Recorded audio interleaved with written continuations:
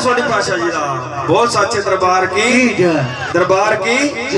बाबा जी दे प्यार की किदा किदा मन है किदा मन मतलब जिया जिवें भेट दे विच शब्द दे विच जिया तेरे नाम बिना जिया मेरा डोल रहा भी ओदे नाम बिना जिहड़ा मेरा मन है वो डोल रहा है तेरे भजन बिना जिया मेरा डोल रहा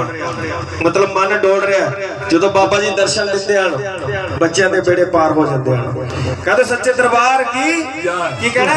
वो तेरे नाम बिना जिया मेरा डोल रहा वो तेरे